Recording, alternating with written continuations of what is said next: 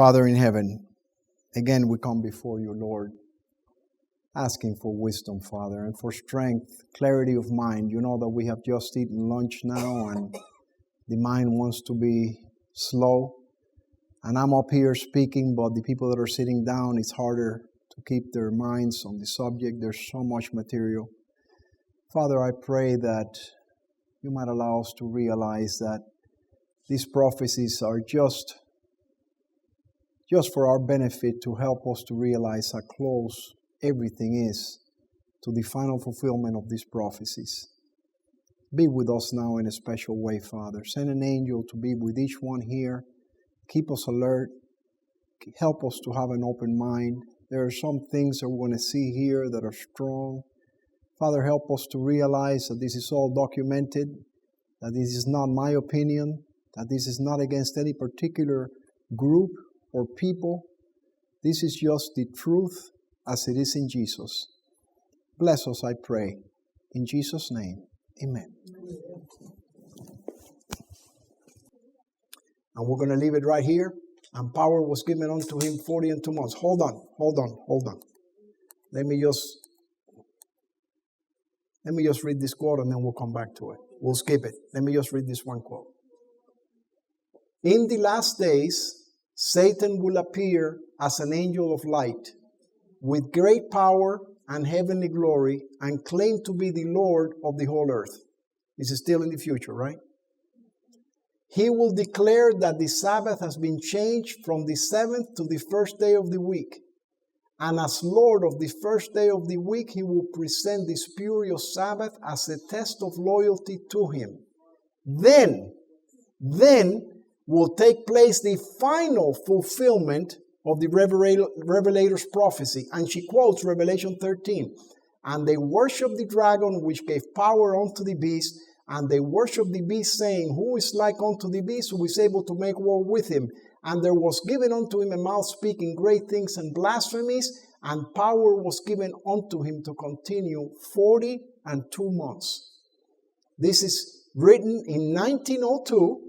This was released 15 years ago, and there are still the majority of people thinking that the 1260 days and the 42 months of Revelation 13:5 are in the past. It says Satan will appear. So the Sunday law is going to be passed. Satan is going to appear, and we are going to have to go out and say, oh, that wasn't Jesus Christ. That was Satan. What? Imagine how many of us are going to have the moral backbone to do that in today's world. God is going to need 144,000 filled with the Holy Spirit to be able to do that. This quote, most of Christians have never seen this quote. This is yet in the future. Okay? Let's close with that. I'm going to bring it back to the beginning of this one right here. Let's close and let's have prayer.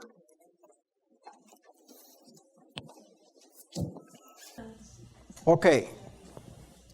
And power was given unto him to continue 40 and 2 months. Throughout history, Bible scholars have applied the 42 months of Revelation 11:2 and 13:5, variously indicated as a time and times and the dividing of time, Daniel 7:25, and 1,203 days, Revelation 11:3 and 12:6, as the time during which the papal power was to oppress God's people. This period began with the supremacy of the papacy AD 538 and terminated in 1798. But the prophet Daniel and the prophet John both prophesied that a final fulfillment of this time period of papal persecution would take place in the future as 1,260 days or 42 months of literal time.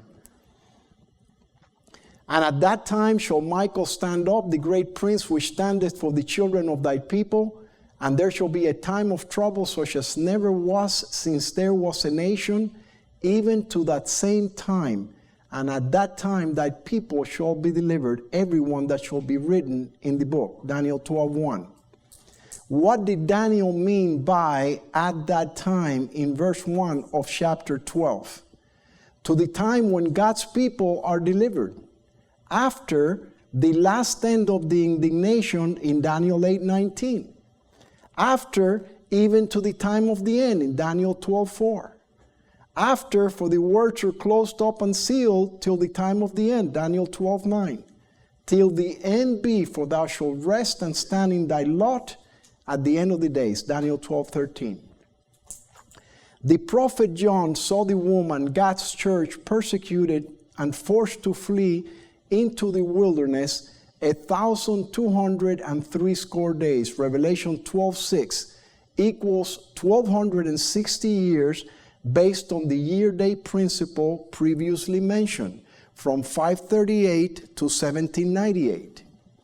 But in the same chapter, she is persecuted and forced to flee again at the end of time into the wilderness, into her place where she is nourished for a time and times and half a time from the face of the serpent. Revelation 12:14 equals 1,260 literal days.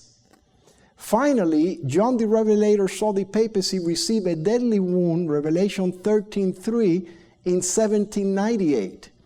And his deadly wound was healed in Revelation 13:3 in 1929 under Mussolini. We covered that.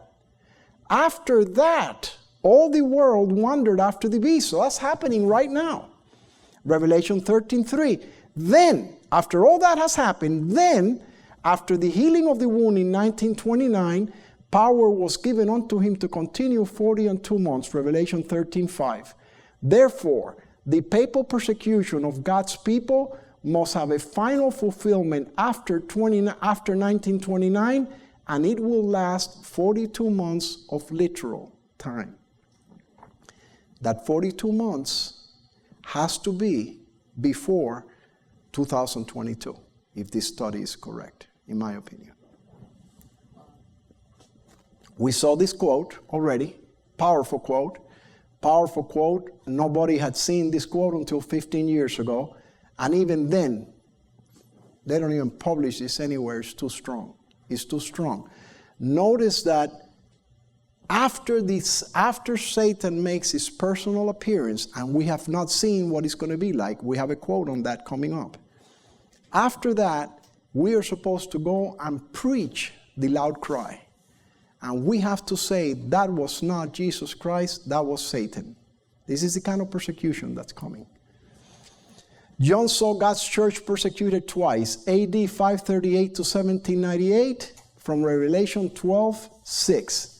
In the future, Revelation 12:14, for a time and times and half a time. These are the 7 times that this period of time is mentioned. Time, times, and half a time, 1,260 days or 42 months. 7 times in Scripture.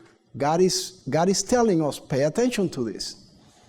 I have likened thy daughter of Zion to a comely and delicate woman. So the woman is persecuted, the true church, for 1,260 days. Why would John, in Revelation 12, mention 2 persecutions if there's only one? It doesn't make sense. And I have had people say to me, brother, how can you say that the church is going to be persecuted for 42 months? That's a long time. Well, you know what? It's a lot less than the 1,260 years that the first group had to suffer, right? 42 months. Look at the Waldenses. They were hidden in the mountains 1,000 years. It's nothing. True, it's going to be worse now, but it's still 42 months. Warning. The people of God need to study what characters they must form in order to pass through the test and proving of the last days. Many are living in spiritual weakness and backsliding. They know not what they believe. Let us read and study the 12th chapter of Daniel. It is a warning that we shall all need to understand before the time of the end. Why would she write this if there's something there that we're missing? The 12th chapter of Daniel contains 3 prophetic periods.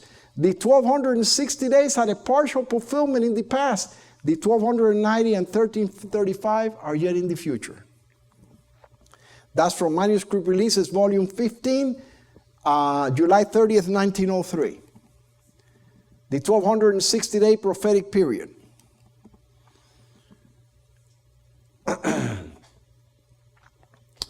This is from Daniel 12, 1 to 13.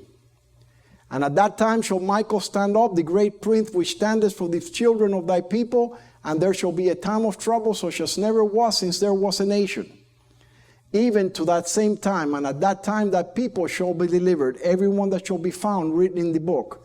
And many of them that sleep in the dust of the earth shall awake, some to everlasting life, and some to shame, and to everlasting contempt. But thou, O Daniel, shut up the words and seal the book, even to the time of the end. And one said to the man clothed in linen, which was upon the waters of the river, How long shall it be to the end of these wonders? And I heard the man clothed in linen swear by him that liveth forever and ever, it shall be for a time, and times and a half. There is your 1260 prophetic period. And when he shall have accomplished to scatter the power of the holy people, all these things shall be finished. And he said, Go thy way, Daniel, for the words are closed up and sealed till the time of the end. And from the time that the daily sacrifice shall be taken away, and the abomination that maketh desolate set up, there shall be 1,290 days. There is your 12,090 days. Blessed is he that waiteth and cometh to the 1,305 and 30 days. But go thy way till the end be, for thou shalt rest and stand in thy lot at the end of the days. And there is your 1,335 days. The three prophetic periods of Daniel 12. Here's the problem.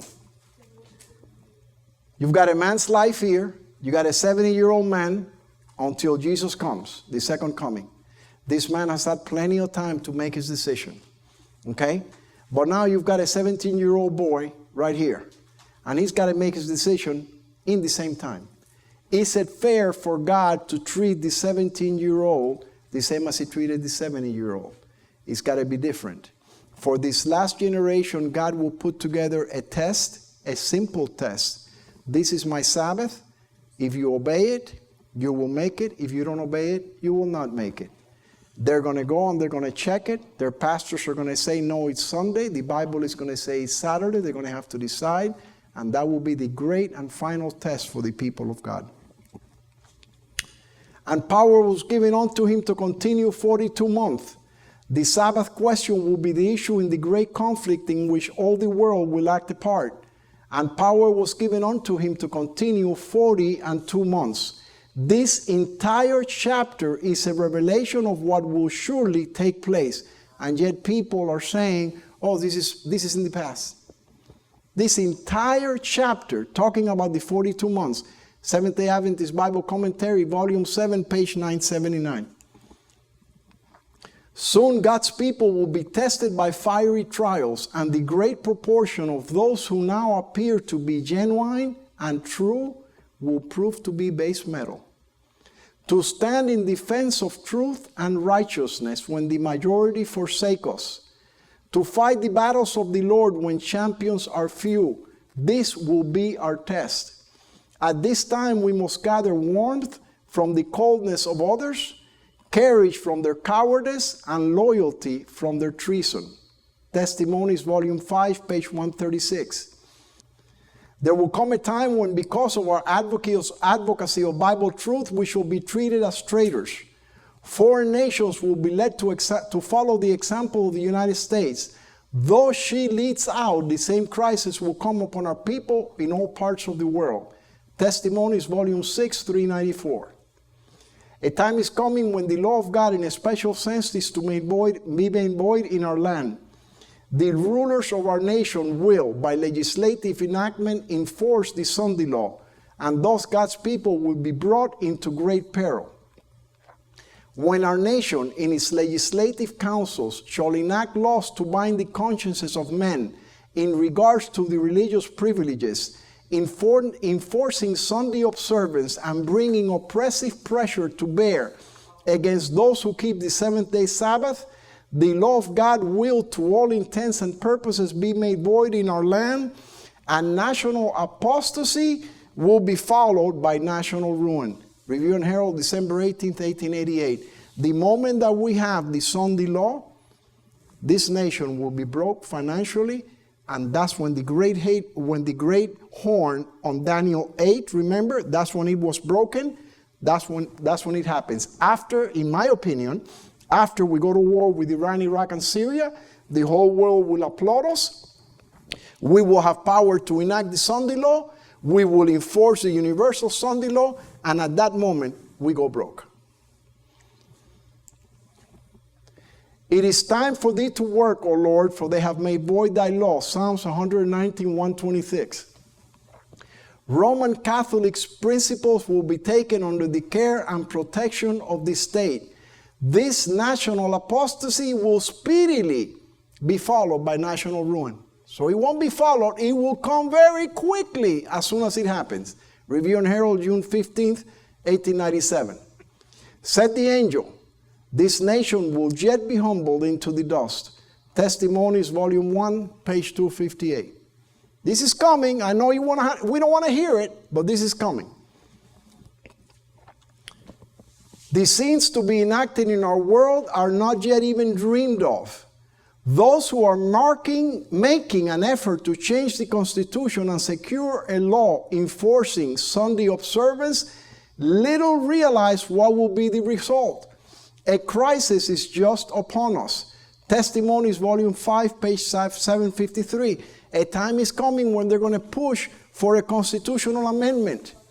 And as part of that constitutional amendment, as you see in all the bills in Congress, they want to tag this on. We're going to build the wall, but tag it to the bill. If you tag it to the bill, we won't pass the law. You've seen that happen. When we make a constitutional amendment, they will tag to that constitutional amendment the Sunday law. And that's what she's saying. Those who are making an effort to change the Constitution and secure a law enforcing Sunday observance little realize what will be the result.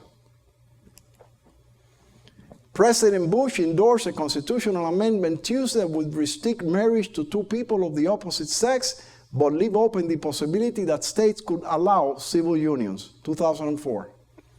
2015. Wisconsin Governor Scott Walker, seizing the moment after the Supreme Court's landmark ruling legalizing same-sex marriage, called Friday for a constitutional amendment that would allow the states to decide whether gay marriage should be legal. Didn't have enough votes. Couldn't go through. The November Republican success opened doors to amending U.S. Constitution.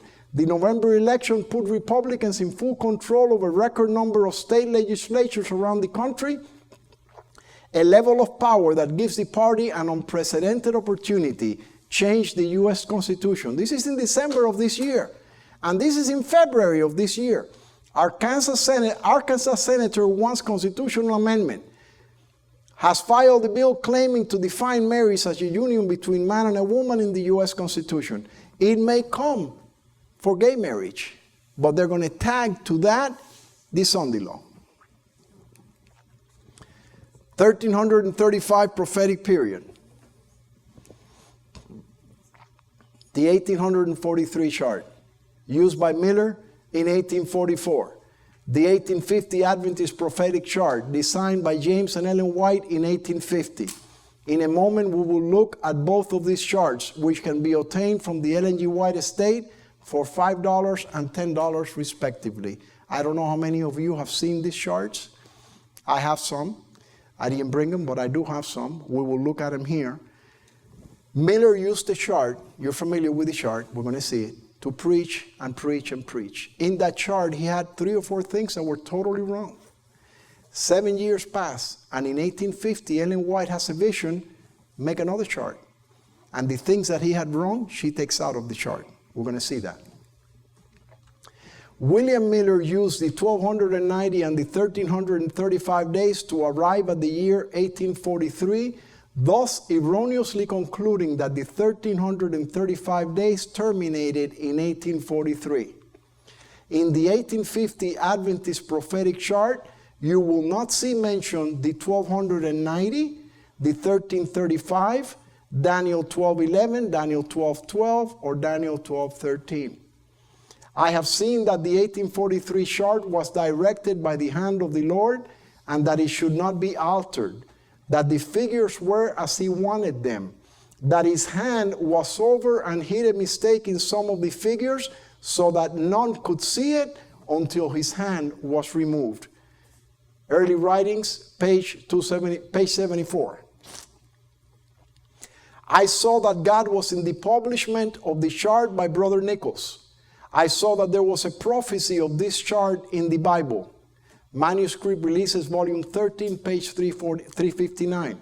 Some of these quotes are not even in Spanish.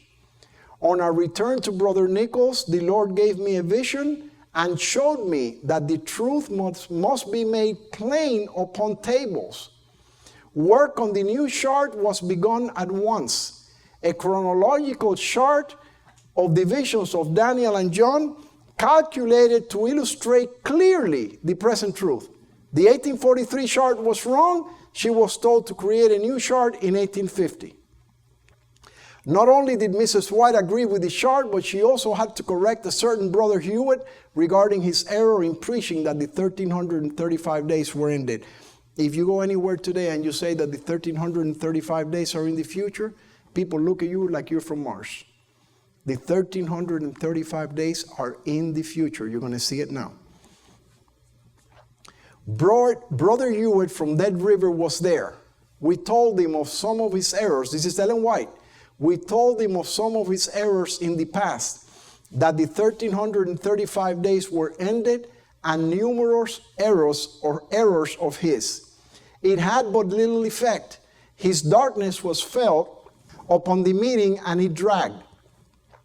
I felt that I must say a few words. In the name of Jesus, I got up, and in about 5 minutes, the meeting changed. Brother Hewitt dropped upon his knees and began to cry and pray. He has been writing ever since that meeting, and is now writing from the same table, renouncing all his errors. Manuscript Releases, Volume 16, pages 208, 209. And I saw another mighty angel come down from heaven, and he had in his hand a little book open. And he set his right foot upon the sea, and his left foot upon the earth. And the angel sware by him that liveth forever and ever, who created heaven, that there should be time no longer. And he said unto me, Thou must prophesy again before many peoples and nations and kings. Revelation 10, 1-11. The mighty angel who instructed John was no less a personage than Jesus Christ. These are the 7 thunders right here. We're going to get into it. In the order of God, most wonderful and advanced truths would be proclaimed. The first and second angels' messages were to be proclaimed, but no further light was to be revealed before these messages had done their specific work. This is representing by the angel standing with one foot on the sea, proclaiming with a most solemn oath that time should be no longer. Now look at this, because this is very, very important. This time, which the angel declares with a solemn oath, is not the end of this world's history, neither of probationary time, but of prophetic time, which should precede the advent of our Lord. That is, the people will not have another message upon definite time. After this period of time, reaching from 1842 to 1844, there can be no definite tracing of the prophetic time. The longest reckoning reaches to the autumn of 1844. Seventh-day Adventist Bible Commentary, Volume 7, 971. What happens? You try to say to somebody, oh, 1844, I mean, the 1335 days are in the future. Brother, no. It says here, time should be no longer. There won't be another message upon definite time. They completely miss prophetic time. Completely miss it. Now, you try to figure out what prophetic time is, you can't find it. Can't find it anywhere. You write in the writings of Ellen White, prophetic time is not defined. It's only defined in one place, in these 2 charts. Look at the charts. The first 2 angels' messages were proclaimed in 1844. Now they must be proclaimed again. This is why the angel said, Thou must prophesy again before many peoples and nations and tongues and kings. Revelation 10:11. If we look at the bottom right corner of the 1850 Adventist prophetic chart, that's the second chart, we see that James and Ellen White meant by prophetic time. This is what they meant. A prophetic year or time is 360 days, denoting years. 7 times is 7 times 360 equals 2,520 years. Okay? This is the chart. This is the 1843 chart. You've all seen this. Most of you have never seen this. This is a chart from 1850. You see there, 1850 Adventist prophetic chart? Okay, we're going to blow this up. Now, before I blow it up, I want you to notice something here. Do you see the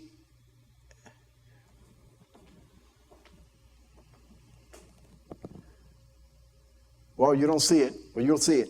Look, keep your eye on that horse, okay? You see the 1335 here? Yes.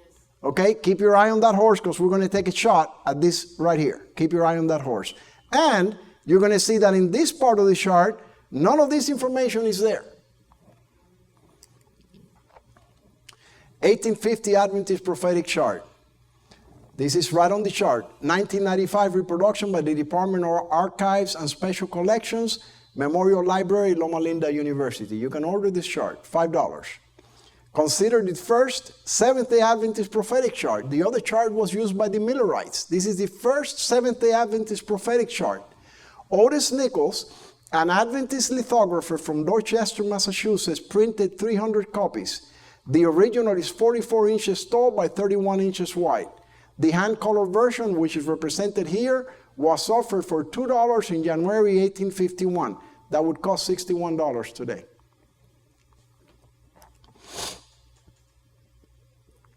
This is the chart.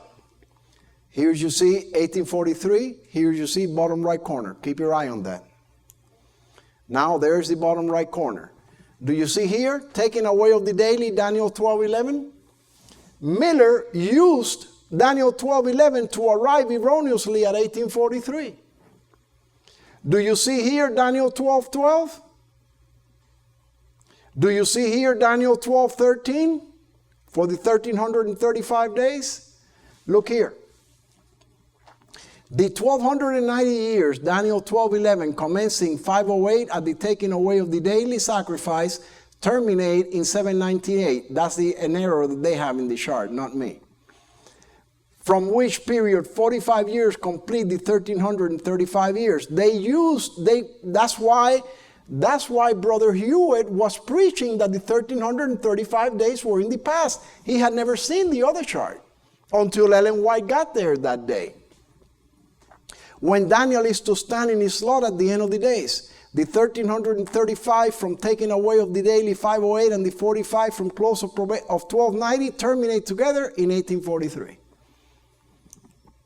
Now this is bottom right corner, 1850 chart, 1850 prophetic Adventist chart.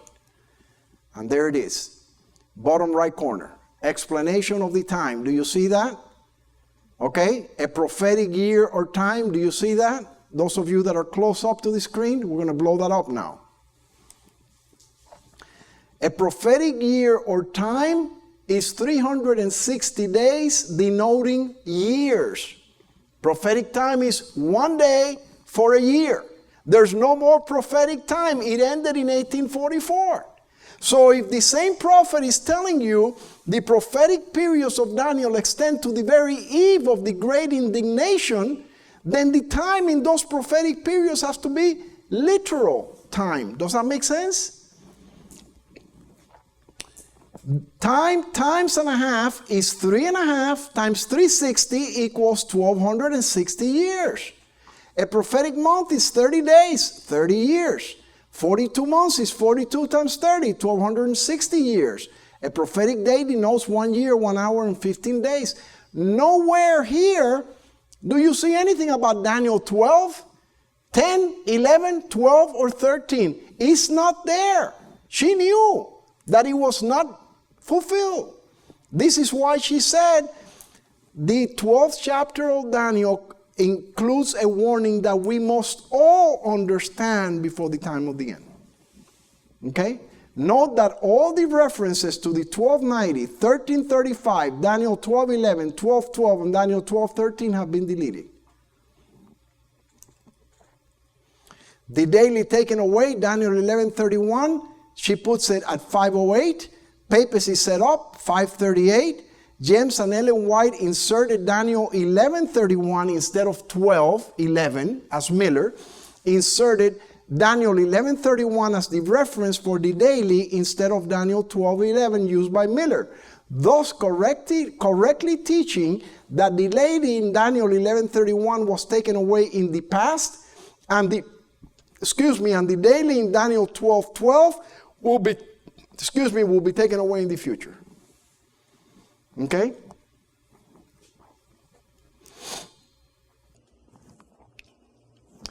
And at the time appointed on the 10th day of the 7th month, the solemn services of the Day of Atonement were performed. Prophets and Kings 6:65. And the Lord spake unto Moses, saying, also on the 10th day of the 7th month, there shall be a day of atonement. It shall be a holy convocation unto you, and ye shall afflict your souls, and offer an offering made by fire unto the Lord. And ye shall do no work in that same day, for it is a day of atonement, to make an atonement for you before the Lord your God. For whatsoever soul it shall be that shall not be afflicted in that same day, he shall be cut off from among his people. And whatsoever soul it be that doeth any work in that same day, the same soul will I destroy from among his people. Ye shall do no manner of work. It shall be a statute forever throughout your generations in all your dwellings. It shall be unto you a Sabbath of rest, and ye shall afflict your souls. I humble my soul with fasting, and with my prayer return into my own bosom. Psalm 35:13. When you keep your Day of Atonement, it is fantastic. It is one time in the year. It is a time that you can't talk. You don't talk much.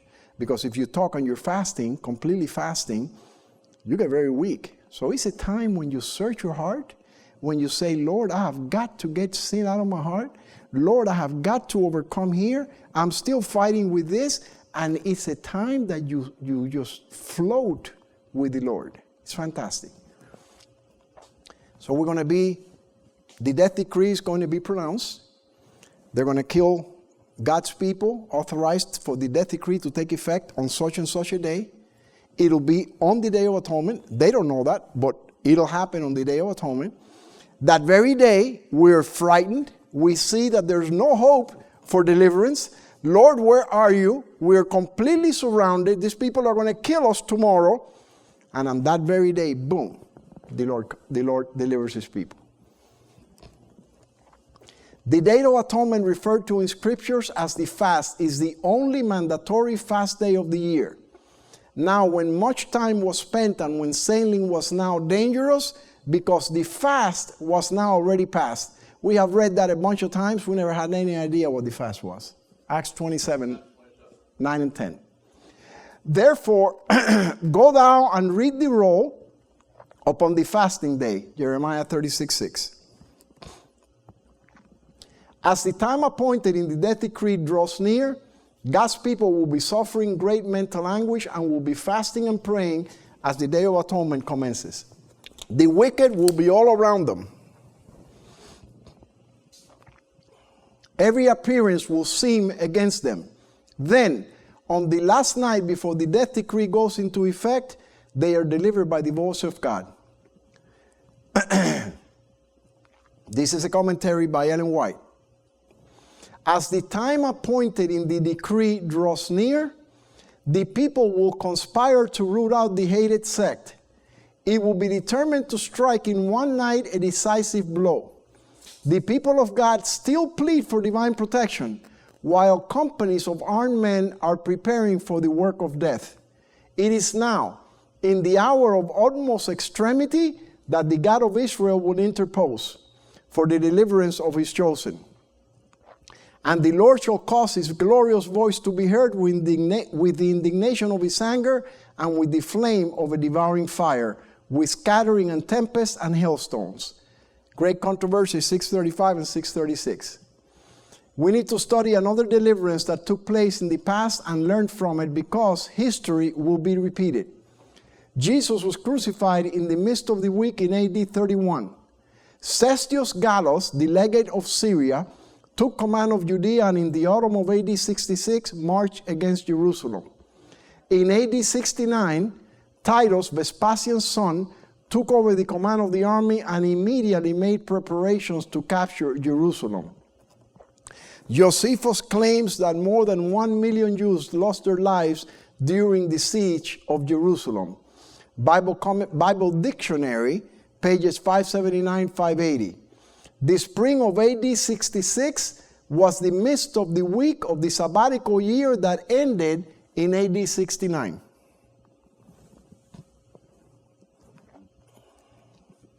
Not one Christian perished in the destruction of Jerusalem. Christ has given the disciples warning. When ye shall see Jerusalem compassed with armies, said Jesus, then let them which are in Judea flee to the mountains. Luke 21, 20 and 21. This is going to be repeated. After the Romans under Cestius had surrounded the city, they unexpectedly abandoned the siege when everything seemed favorable for an immediate attack. Upon the retreat of Cestius, the Jews, sailing from Jerusalem, pursued after his retiring army, and while both forces were thus fully engaged, the Christians had an opportunity to leave the city. At the time of the siege, the Jews were assembled to keep the Feast of Tabernacles. Great controversy, page 30. The judgment of the dead also commenced in the midst of the week in AD 1844. But there's a midst of the week in the future that is very important. If God chooses for the deliverance to take place on the Day of Atonement in the fall of AD 2022, then by counting back 42 months, we arrive at the commencement of the 1260-day prophetic period of Daniel 12, 1 through 9, on the Feast of Unleavened Bread in the spring of AD 2019, in the midst of the week of the last sabbatical cycle. If the spring of 2019 is the midst of the week of what could be the last sabbatical cycle, then as God warned the Christians prior to the destruction of Jerusalem in AD 70, he is warning us. The Savior's prophecy concerning the visitation of judgments upon Jerusalem is to have another fulfillment of which that terrible desolation was but a faint shadow. In the fate of the chosen city, we may behold the doom of a world that has rejected God's mercy and trampled upon his law. Let men beware lest they neglect the lesson conveyed to them in the words of Christ. As he warned his disciples of Jerusalem's destruction, giving them a sign of the approaching ruin, that they might make their escape, so he has warned the world of the day of final destruction and has given them tokens of its approach, that all who will may flee from the wrath to come. Great controversy 36 and 37. If God does not choose 2022, this will be fulfilled. It'll be another sabbatical year. It has to happen in a sabbatical year. If it doesn't happen now, we got to go 7 more years, in my opinion. When Protestantism shall stretch her hand across the gulf to grasp the hand of the Roman power, and shall make provision for the propagation of papal falsehoods and delusions, then we may know that the time has come for the marvelous working of Satan and that the end is near. As the approach of the Roman armies was a sign to the disciples of the impending destruction of Jerusalem, so may this apostasy be a sign to us that the limit of God's forbearance is reached, that the measure of our nation's iniquity is full, and that the angel of mercy is about to take her flight, never to return. Testimonies, volume 5, 451. We are almost seeing this angel of mercy leaving, right, with all the things that we see happening. If the spring of 2019 is the midst of the week, then we need to count back 42 months from that date and see if perhaps something occurred that should have warned us of impending conflict, of impending judgment. On September 24, 2015, Pope Francis spoke to the U.S. Congress for the first time in the history of the United States. His speech took place on Yom Kippur, or the Day of Atonement, the most sacred of all the Jewish festivals. On that very same day, the sabbatical year, which takes place every 7 years, was coming to a close, and a new sabbatical cycle of 7 years was commencing. The close of probation. Daniel 8, 13 and 14. The seven thunders. Important stuff. Important stuff. And I saw another mighty angel come down from heaven, and he had in his hand a little book. That's Daniel, the book of Daniel. And when he had cried, seven thunders uttered their voices. And when the seven thunders had uttered their voices, I was about to write, and I heard a voice from heaven saying unto me, seal up those things which the seven thunders uttered, and write them not. And the angel swore by him that liveth forever and ever, that there should be time no longer. We read this already, but we're going to see it in a little bit better now.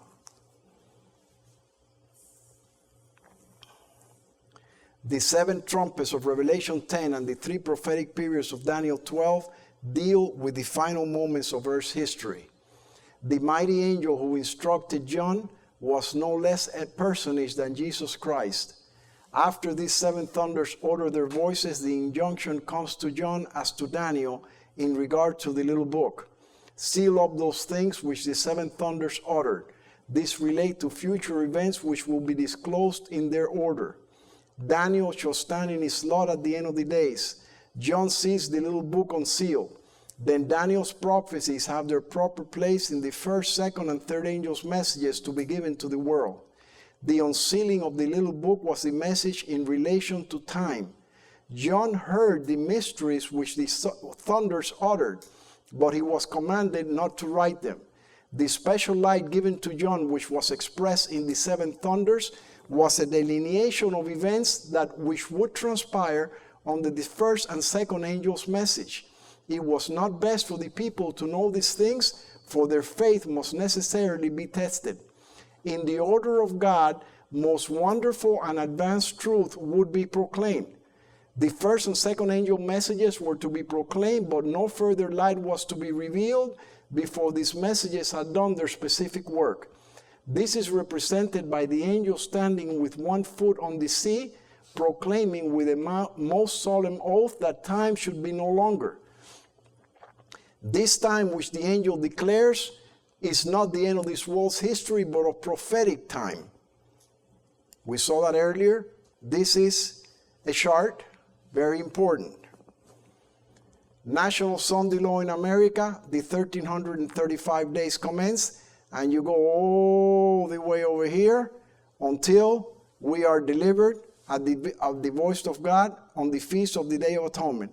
Sabbatical year ends, Jubilee year commences, God's people are delivered, voice of God announces his second coming. Now, the Jubilee year that commences here is not the Jubilee. Remember, the Jubilee started in 2001, the last Jubilee. This is the Jubilee of Jubilees. This is the 1,000-year Jubilee, okay? Feast of Unleavened Bread, Universal Sunday Law, 42 months of persecution commenced. 75 days later, in my opinion, the Universal Sunday Law. So the National Sunday Law, between the National Sunday Law and the Universal Sunday Law, 75 days. Pentecost, outpouring of the latter rain, right after the Universal Sunday Law, so we can go out and give the loud cry. Day of Atonement, Feast of Atonement. Sabbatical year commences. Close of probation. The time of Jacob trouble commences. The plagues commence right here. Feast of Tabernacle, destruction of the wicked. Okay? Abomination that maketh desolate set up. Daniel 12:11. When Jesus see the abomination of desolation, flee into the mountains. The abomination of desolation, in my opinion, takes place 45 days before the 1335 days. You've got from 1290 to 1335. Through the prophets, God has given a delineation of events that will come to pass in the last days of this earth's history, and the Jewish economy is full of instruction for us. That's the dream that she had. We cannot understand any of this unless we understand the feast of the Lord. It's impossible.